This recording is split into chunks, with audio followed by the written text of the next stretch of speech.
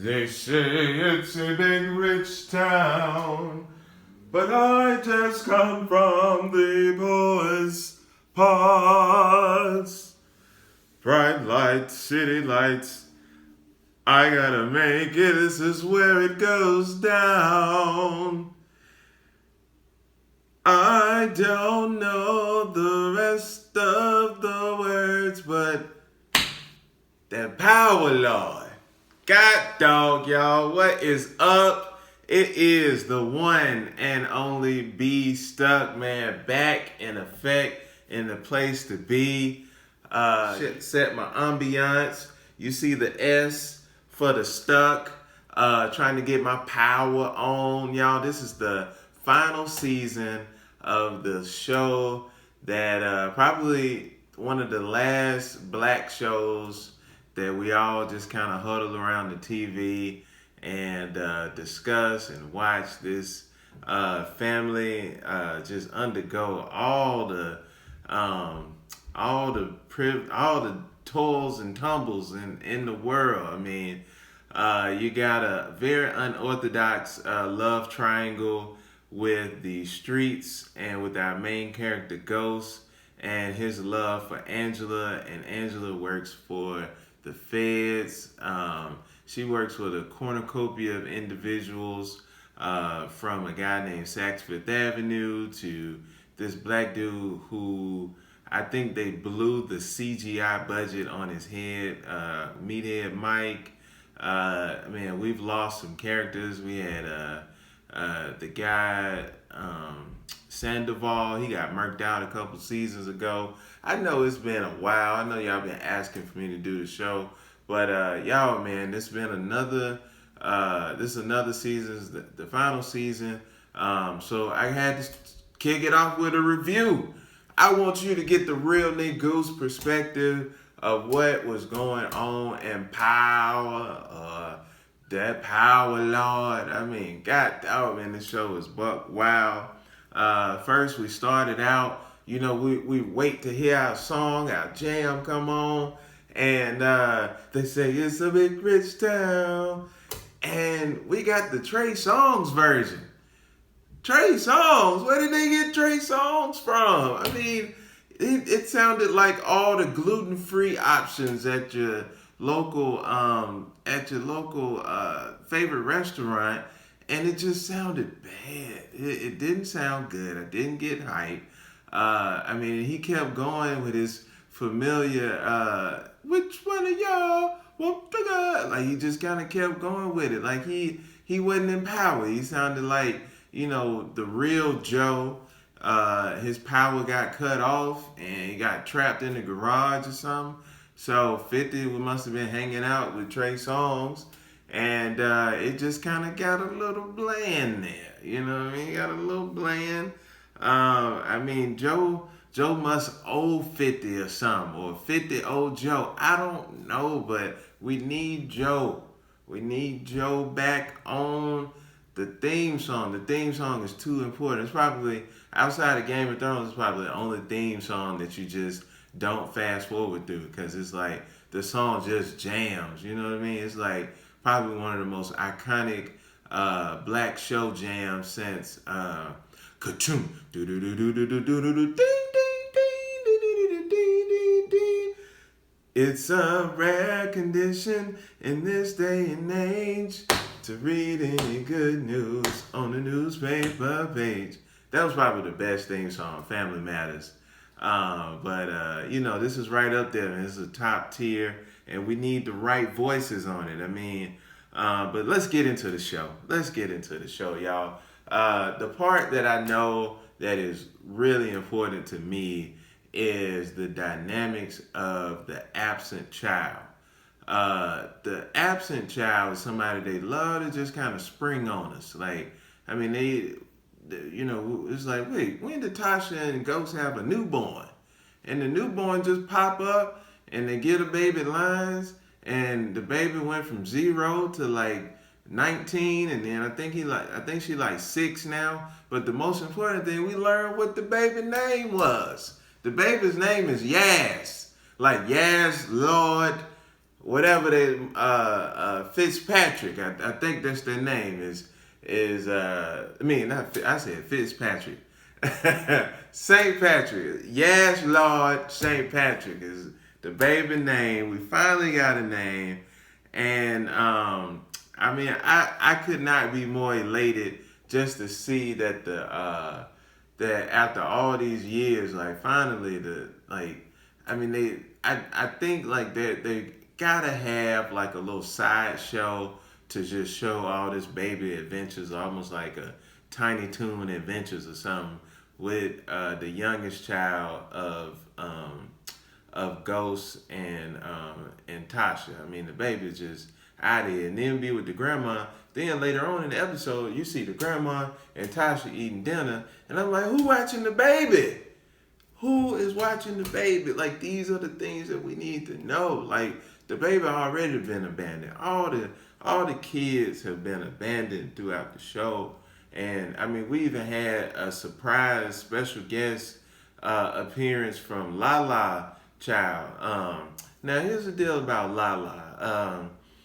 6 seasons in, and the whole top half of Lala's face has not moved, like at all. I mean, like from the time, even when she was throwing the gun in the river, I was like, your face gotta move on this one, right? Nah, man, it just stayed. I don't know how she do it. Like, she move her lip, but like none of this move. That's like a hell of a Botox. Like, it's crazy how that goes down. But hey, man, it's a big rich town, and these people come from the poorest parts. And when they just kind of threw her baby in there, the baby was about to pull the piece out and become the new Tyreek. But she was like, no, no, no, I'm going to be a responsible mama. Not like Tasha. I'm going to snatch the purse back. So she snatched the purse back. And man, it was great. That was a interesting scene to see him. Now, is that Lala real son? Is that the one with her and Carmelo? I hope somebody hit me in the comments to kind of let me know, because I don't know. It was kind of a similarity, or it like somebody just kind of found some meek little child supposed to be in school or something, back to school, but hey man, he out here on the set of power. So I don't know. It's wild. It's wild. But it's wild to see that. But the biggest mystery in the off season was whether or not Angela was alive or dead. And man, she bit the dust, y'all. She died in surgery, shot right through the heart.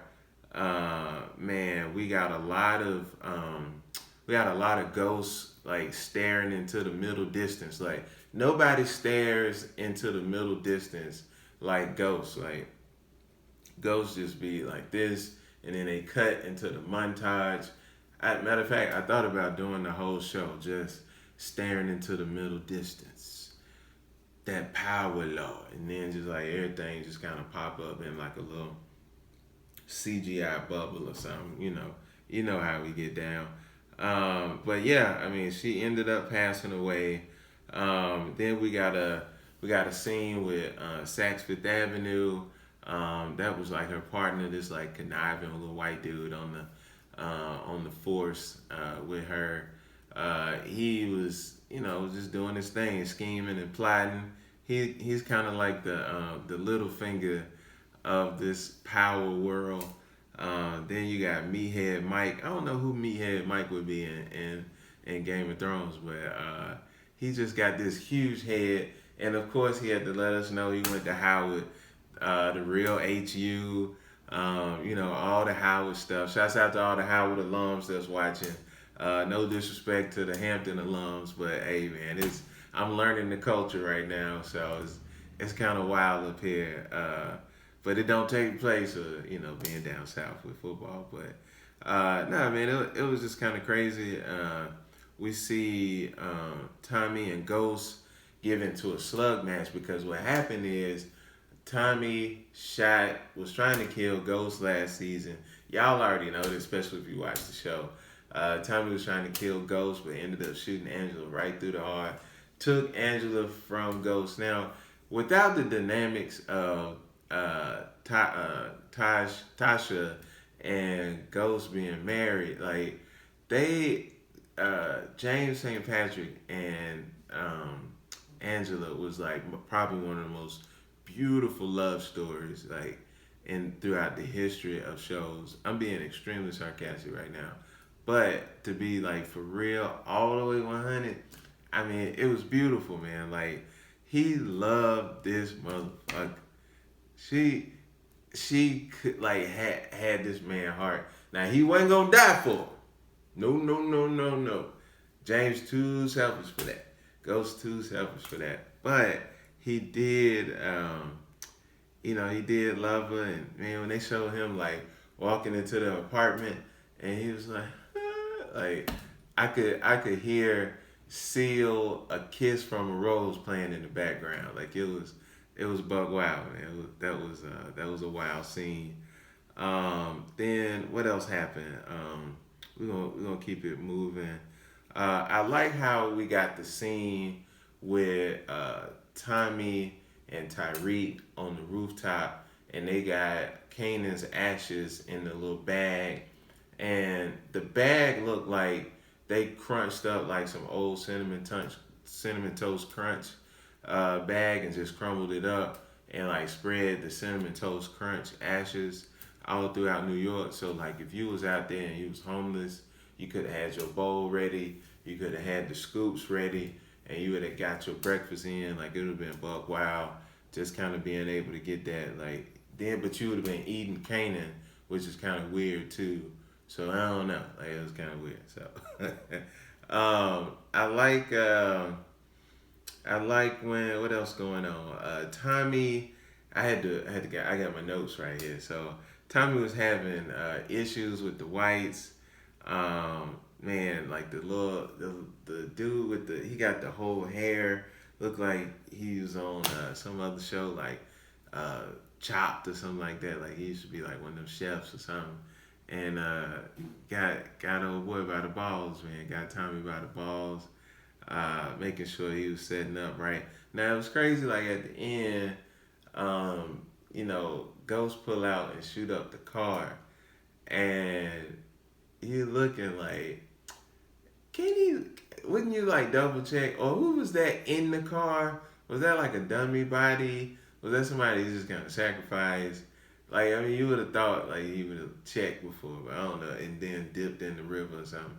And then it seems like they keep going to like the same river to do stuff. Like that looked like the same river that that Lala threw the gun in the water.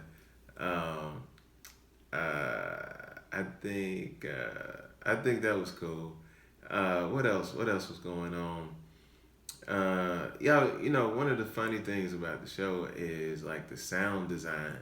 Like you will always tell when something is like a miss in the show. It's like they start coming in with the sound design, and it'd be like this heavy bass, and it just creep up. It's kind of like the action version of what you used to get again on Family Matters. I used to watch Family Matters. I actually hated Family Matters, but like when you watched it, you'll get towards the end. It always had Eddie, like Reginald Bell Johnson was the real daddy name on Family Matters. He's always pull a dude to the side and say, Eddie, and then they'll play like this little soft piano riff. And it's like they do the same thing on here, but it's like something different. Like they got a whole orchestra like pounding drums as like some tension builds up, and then like set up for a big reveal of like Tasha finding out dude with the big forehead ain't alive no more. Like they found a missing persons report on him, and I'm like, you could just give it like it'd be like a dramatic sound. Like it'd be like doom doom doom. Like it ain't. They make it sound like a T-Rex or something about to bust through the glass through the front door or some shit. It's wild. Man, anyway, that's a quick sidebar.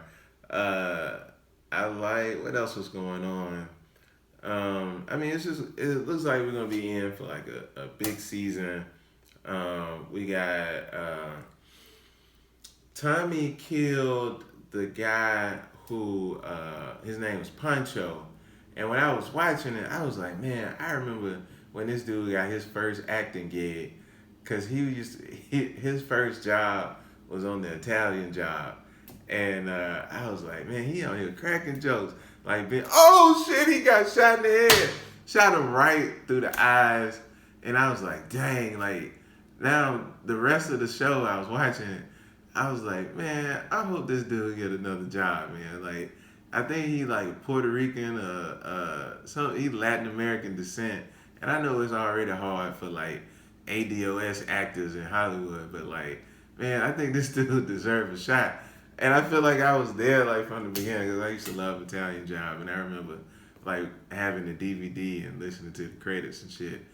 And I saw this thing get shot in the head. I was like, it felt real for some reason. Like it felt like ain't gonna be in nothing else. But let's put our fingers crossed and pray, you know, like we did for Reyna, that Pancho land on his feet in his next gig.